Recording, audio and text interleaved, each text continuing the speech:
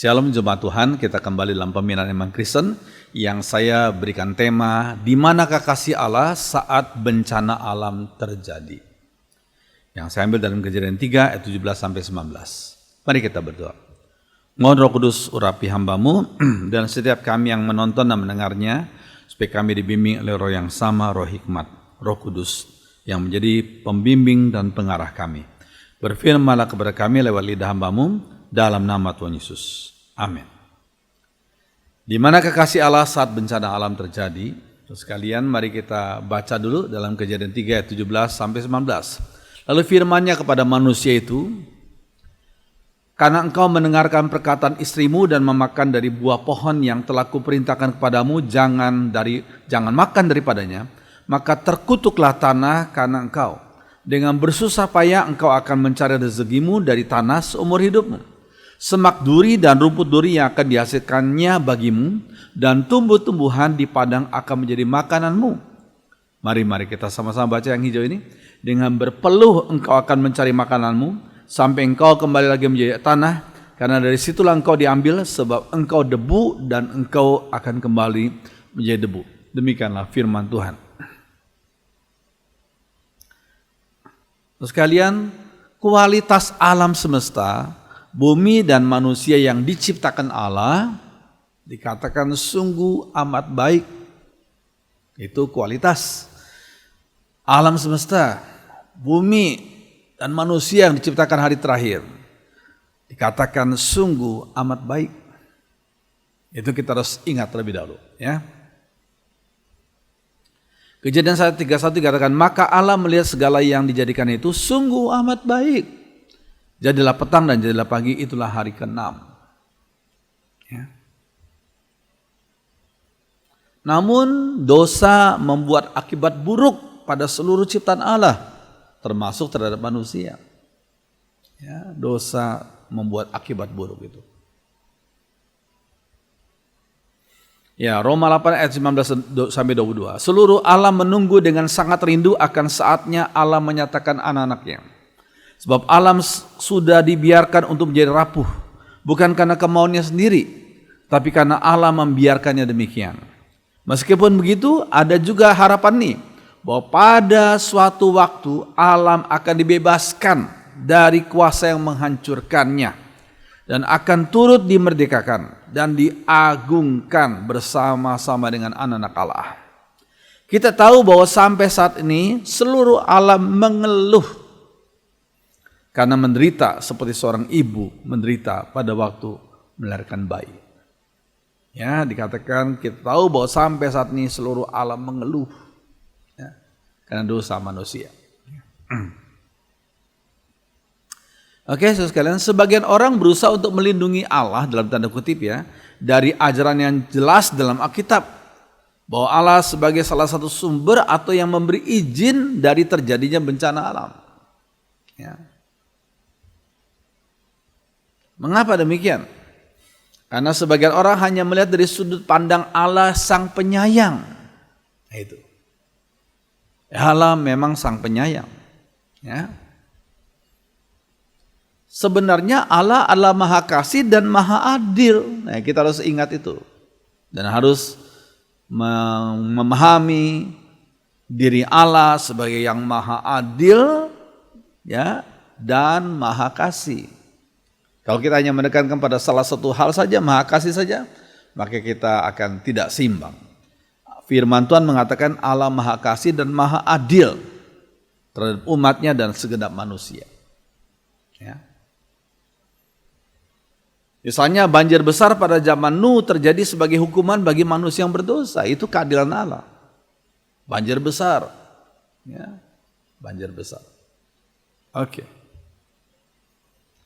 Kemudian Kejadian 6 ayat 5 sampai 7. Ketika dilihat Tuhan bahwa kejahatan manusia besar di bumi dan bahwa segala kecenderungan hatinya selalu membuahkan kejahatan semata-mata, maka menyesallah Tuhan bahwa Ia telah menjadikan manusia di bumi dan hal itu memilukan hatinya. Menyesallah Tuhan karena melihat dosa, ya, yang dilakukan oleh manusia. Berfirmanlah Tuhan, Aku akan menghapuskan manusia yang telah kuciptakan itu dari muka bumi, baik manusia maupun hewan dan binatang-binatang melata dan burung-burung di udara, sebab aku menyesal bahwa aku telah menjadikan mereka. Ini keadilan Tuhan. Aku akan menghapuskan manusia. Ya. Sekalian, ini merupakan hal dan firman yang terjadi sebelum air bah datang pada zaman Nabi Nuh. Ya. Oke. Nah, 10 tulah di Mesir terjadi karena penolakan Firaun terhadap rencana Allah yang mau membebaskan umatnya dari perbudakan di sana. 10 tulah di Mesir. Ya. Terjadi karena penolakan Firaun terhadap rencana Allah yang mau membebaskan umatnya dari perbudakan. Ya. Oke. Nah, di dalam Ulangan 28 tertulis daftar sebagai berkat dan kutukan. Ada berkat, ya, sebagai akibat dari ketaatan, tapi juga ada kutukan jikalau umatnya tidak taat. Jadi berkat dan kutukan itu bersama-sama dalam pemahaman, kalau kamu taat kamu dapat berkat, kalau kamu tidak taat ya kamu dapat kutuk.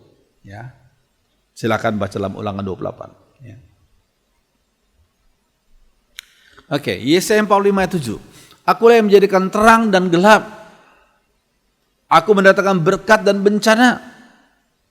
Akulah Tuhan yang melakukan semua itu dalam terjemahan sehari-hari. Aku mendatangkan berkat dan bencana. Aku menjadikan terang dan gelap.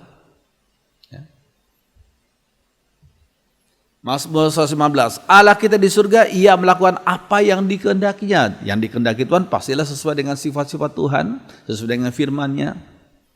Ya, ini suatu hal yang penting. Ya. Ia melakukan apa yang dikehendakinya. Ya. Kehendak Tuhan pasti sinkron dengan sifat-sifatnya yang adil, kasih, sempurna, dan tidak berdosa. Kehendak Tuhan pasti sinkron. Kehendak Tuhan pasti tidak bertentangan dengan sifat-sifatnya yang adil, kasih, sempurna, dan tidak berdosa. Nah, Amos 4 ayat 6-8. Akulah yang menimpakan bencana kelaparan ke atas semua kotamu, tetapi kamu tidak kembali kepadaku. Aku mencegah turunnya hujan ketika tanamanmu sangat memerlukan air. Ini jelas peringatan dari Tuhan. Kalau umatnya tidak taat, ya kalau manusia melanggar perintah Tuhan, maka Tuhan akan menimpakan bencana, ya, mencegah turunnya hujan, ya, dan seterusnya. Aku menurunkan hujan ke kota yang satu dan tidak ke kota yang lain. Ladang yang satu mendapat curahan hujan, sedangkan yang ladang yang lain kekeringan. Di beberapa kota penduduknya yang sudah lemah di kehausan mencari air di kota yang lain, tapi air di situ tidak cukup. Meskipun begitu, kamu tidak juga kembali kepadaku. Jadi Tuhan tuh menegur umatnya jika mereka berjalan menjauhi Tuhan. Ya, ini suatu hal yang penting. Ya, kita sering melihat dan menilai berbagai bencana alam berdasarkan pikiran dan emosi kita sendiri. Jadi jangan. Kita harus lihat dari apa yang Tuhan kehendaki. Ya, jangan berdasarkan pikiran dan emosi kita sendiri. Ya. Namun perlu ingat Yesaya 55 ayat 8-9. Tuhan berkata, pikiranku bukan pikiranmu, dan jalanku bukan jalanmu. Setinggi langit di atas bumi, setinggi itulah pikiranku di atas pikiranmu, dan jalanku di atas jalanmu. Ini firman Tuhan jelas katakan. Yesaya 55 ayat 8-9.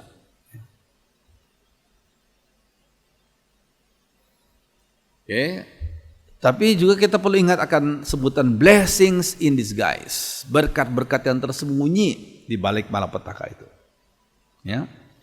Kalau Tuhan menegur, ada hal-hal yang memang menyakitkan, tapi minta hikmat dari Tuhan supaya kita bisa mendapatkan blessing in disguise itu, berkat-berkat yang tersembunyi di balik malapetaka itu.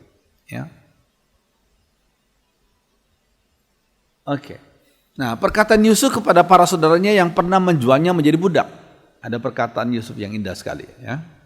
Kepada saudara yang telah menjualnya, ya, Yusuf dengan pertolongan Tuhan dia menyingkirkan segala akar pahit dan Akhirnya Tuhan berikan dia hikmat untuk bisa berkata yang indah ini, seperti yang kita mau lihat ini. Ya. Kalian telah bermufakat untuk berbuat jahat kepada saya, tapi Allah mengubah kejahatan itu menjadi kebaikan. Waduh, luar biasa ya. Saudara Yusuf iri hati sama Yusuf dan menjual Yusuf menjadi budak, tapi berkat Tuhan luar biasa, melebihi segala kejahatan manusia, melebihi segala kelemahan manusia. Hanya Yusuf menjadi orang kedua yang berkuasa di Mesir. Ya. Allah mengubah kejahatan itu menjadi kebaikan. Supaya dengan terjadi hal itu, dengan yang terjadi dahulu itu, banyak orang yang hidup sekarang dapat diselamatkan. Ini indah sekali. Ya. Allah mengubah kejahatan itu menjadi kebaikan. Allah itu maha kuasa. Ya. Oke, Roma 8 ayat 28 indah sekali. Kita tahu bahwa Allah mengatur segala hal. Sehingga menghasilkan yang baik. Allah mengatur segala hal sehingga menghasilkan yang baik untuk orang-orang yang mengasihi dia. Siapa yang mengasihi dia? Yang taat pada perintah Tuhan. Ya. Dan yang dipanggilnya sesuai dengan rencananya. Ini indah sekali. Roma 8 28 indah sekali. Mari kita baca ya dalam terjemahan sehari-hari. Sekali lagi ayat ini. Kita tahu bahwa Allah mengatur segala hal sehingga menghasilkan yang baik untuk orang-orang yang mengasihi dia dan yang dipanggilnya sesuai dengan rencananya. Ya, indah sekali. Oke.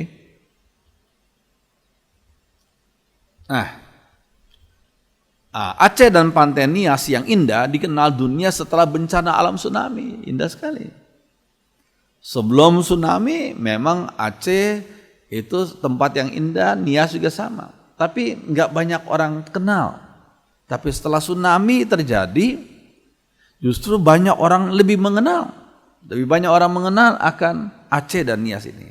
Ini namanya blessings in disguise. Berkat yang tersamar. Tersamar malapetaka waktu lalu. Ya. Ini contohnya Aceh. Ya. Rusak karena tsunami. Ya. Ini contohnya Nias yang juga rusak karena tsunami. Justru setelah itu orang-orang dunia malah lebih mengenal Aceh dan Pantai Nias sebelumnya daripada dibanding dengan sebelumnya. Ya. Oke, ada juga bencana alam karena human error, karena kesalahan manusia. Ya.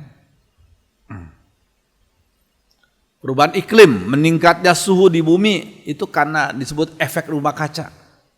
Ya. Nah ini kasih gambar ini. Ya. Oke. Bertambahnya gas rumah kaca di atmosfer menghasilkan hasil aktivitas manusia membuat bertambahnya panas tertahan di atmosfer sehingga terjadi perubahan iklim. Nah, ini ya, sudah lihat sebagian panas dipantulkan oleh bumi keluar atmosfer. Ya. Panas masuk melalui atmosfer, diserap oleh bumi dan menghangatkannya. Jadi sebagian panas tertahan di atmosfer oleh gas rumah kaca, membuat suhu bumi tetap hangat. Jadi saudara sekalian, ini suatu hal yang kita perlu pahami. Ini namanya efek rumah kaca. Perubahan iklim, meningkatnya suhu di bumi karena efek rumah kaca ini. Ya karena tindakan manusia sendiri, karena human error. Ya.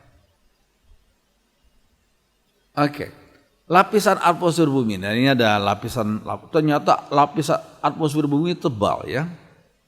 Itu kalau kita lihat yang paling bawah itu troposfer ya 12 km. Ya. Lalu stratosfer 49 km. Ya. Mesosfer itu 85 km. Termosfer itu 700 km. Exosfer itu 700 km. Ya di situ ya sudah lihat itu layers, lapisan-lapisan dari atmosfer bumi. Ya kalau kita naik kapal terbang, ya kapal terbang kita berada di mana? Ya di situ, di troposfer atau di stratosfer. Ya kalau kita menerbangkan, mengirim akan satelit ada di mana? Di exosfer itu. Oke, selanjutnya. Bencana alam bisa terjadi terhadap umatnya yang setia melaksanakan perintahnya. Oh, sudah setia kok masih tetap terkena bencana alam. Ya. Bencana alam bisa terjadi terhadap umat yang setia melaksanakan perintahnya. Ini sebagai bagian dari cobaan iblis terhadap umat Tuhan. Ingat, iblis mencoba untuk menjatuhkan umat Tuhan. Kalau Allah menguji untuk meningkatkan level iman seseorang. Tapi kalau iblis tuh mau menjatuhkan, mencobai dengan tujuan menjatuhkan iman seseorang. Ya, kita lihat Ayub 1 ayat 13 sampai 15. Beberapa waktu kemudian anak-anak Ayub sedang mengadakan pesta di rumah abang mereka yang tertua. Tiba-tiba seorang pesuruh datang berlari-lari ke rumah Ayub dan melaporkan, "Tuan, orang Sheba itu suku pengembara yang suka merampok dari daerah selatan, telah datang menyerang kami ketika sapi-sapi sedang membajak ladang dan keledai-keledainya sedang merumput di dekatnya. Mereka telah merampas binatang-binatang itu dan membunuh hamba-hamba Tuhan yang ada di situ. Hanya hamba saja yang luput sehingga dapat melapor kepada Tuhan." Ini cobaan yang pertama. Ya. Nah, selanjutnya dalam Ayub 1 16-17. Ketika ia masih berbicara, datanglah hamba kedua yang berkata, "Domba-domba Tuhan dan para gembala telah disambar petir sehingga tewas semua. Hanya hamba sendiri yang luput sehingga dapat melapor kepada Tuhan." Ia belum selesai berbicara ketika hamba yang ketiga datang memberitakan, 3 pasukan perampok Kasdim, suku pengembara yang suka merampok dari daerah utara, telah merampas unta-unta Tuhan dan membunuh hamba-hamba Tuhan.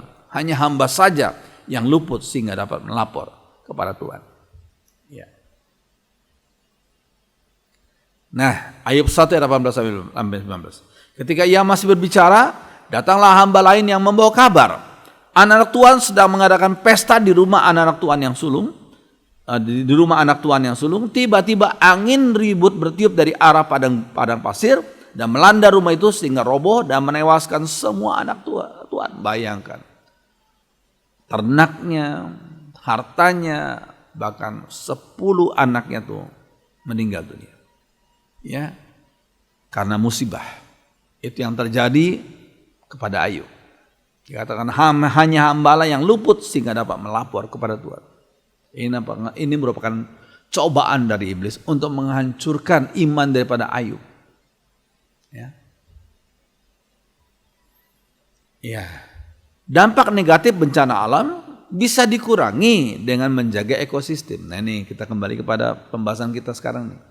Dampak negatif bencana alam bisa dikurangi dengan menjaga ekosistem. Saya tidak bisa menyebut dihapuskan, tapi dikurangi dampak negatifnya. Jikalau kita menjaga ekosistem. Penanaman kembali pohon bakau di pantai misalnya, itu penting sekali. Mengapa Tuhan ciptakan pohon bakau yang tumbuh di pantai? Itu pasti ada tujuannya. Hal yang positif yang harus kita ketahui. Jawabannya sebagai pelindung daratan. Itulah fungsi pohon bakau di pantai. Ya, lindungi pantai dari serangan gelombang tinggi dengan pohon bakau atau mangrove itu ya. Nah ini coba ya. Tuhan ciptakan pohon seperti ini yang justru tumbuh di pantai untuk melindungi pantai dari serangan gelombang yang tinggi. Ya. Sehingga sekarang belajar dari pengalaman daerah-daerah yang dulunya ada pohon bakau lalu ditebangi jadi botak gitu, mengalami bencana alam yang besar sekali sehingga sekarang pemerintah Indonesia dan pemerintah lain di negara lain itu menumbuhkan pohon bakau lagi, ya, karena untuk melindungi pantai dari serangan gelombang yang tinggi. Ya, nah, tak ada yang terjadi di dunia dan alam semesta ini di luar kemauan dan pemeliharaan Allah. Ini penting sekali. God's providence, ya. Ya, tak ada yang terjadi di dunia ini dan alam semesta ini di luar kemahatauan dan pemeliharaan Allah. Ini penting sekali. Ya, penting sekali. Pencobaan yang dialami tidak akan melebihi kekuatan yang Tuhan berikan di dalam kehidupan kita. Yaitu, iblis mencobai, tapi Tuhan memberikan kita kekuatan umatnya. Ya, sehingga kita tetap iman kita tetap tangguh, bahkan lebih tangguh lagi dengan kekuatan dari Tuhan. Ya, ayat ini bagus sekali. Yuk kita baca sama ya. 1 Korintus 10 ayat 13. Pencobaan-pencobaan yang kamu alami ialah pencobaan-pencobaan biasa yang tidak melebihi kekuatan manusia. Sebab Allah setia, dan karena itu Ia tidak akan membiarkan kamu dicobai melampaui kekuatanmu. Pada waktu kamu dicobai, Ia, yaitu Tuhan, akan memberikan kepadamu jalan keluar sehingga kamu dapat menanggungnya. Dalam lagu yang dulu tuh, hanya pencobaan yang lazim sudah terjadi atas kamu.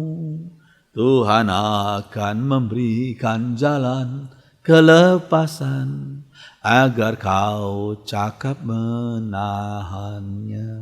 Indah sekali ya. Pada waktu kamu dicobai, Ia, yaitu Tuhan, akan memberikan kepadamu jalan keluar sehingga kamu dapat menanggungnya.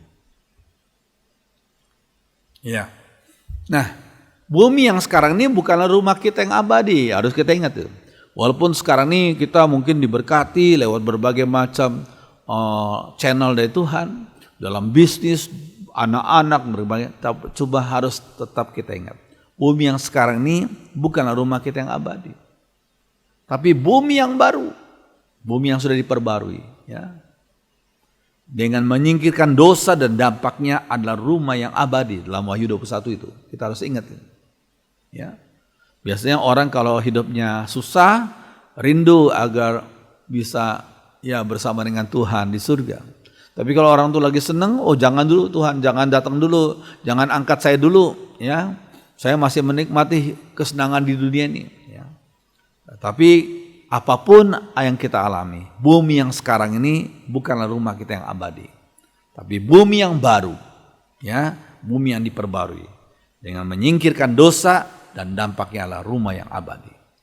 Kalau kita diizinkan Tuhan menjalani hidup di bumi sekarang ini, ya kita memuliakan Tuhan dan kita bersumbangsi sesuai dengan talenta yang Tuhan berikan kepada kita. Ya. Nah, keadaan bumi yang baru itu seperti bumi pada saat Adam dan Hawa belum jatuh ke dalam dosa. Indah sekali. Itu keadaan bumi yang akan diperbarui itu. Ya. Wahyu 21 ayat 1 dan 2. Lalu aku melihat langit yang baru dan bumi yang baru, sebab langit yang pertama dan bumi yang pertama telah berlalu dan laut pun tidak ada lagi. Maksudnya laut di sini adalah hal-hal yang menyeramkan gitu. Waktu itu belum ada kompas ya. Sehingga kalau orang sudah berlayar di laut tuh mereka jadi menghadapi satu hal yang banyak misteri. Ya. Makanya di bumi yang baru tidak ada laut, maksudnya nggak ada lagi yang menyeramkan, gitu loh. Ya. Dan aku melihat kota yang kudus, Yerusalem baru turun dari surga, dari Allah yang berhias bagaikan pengantin perempuan yang berdandan untuk suaminya. Sekalian kita bersyukur karena kita sebagai umat Tuhan yang percaya pada Yesus dalam hidup yang sementara di dunia ini ada Tuhan Yesus yang adalah gembala kita yang baik. Ada Roh Kudus yang diberikan kepada kita, kepada hati kita masing-masing untuk menguatkan, menghibur, membimbing kita. Jangan kita lemah iman kita semakin bersadar pada Tuhan kalau kita menghadapi berbagai tantangan.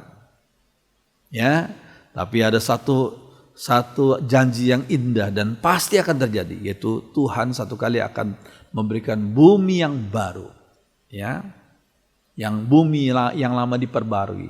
Ya, kita akan hidup bersama dengan Tuhan dan semua umat Tuhan dari seluruh zaman, ya, dalam Yerusalem yang baru, yaitu apa?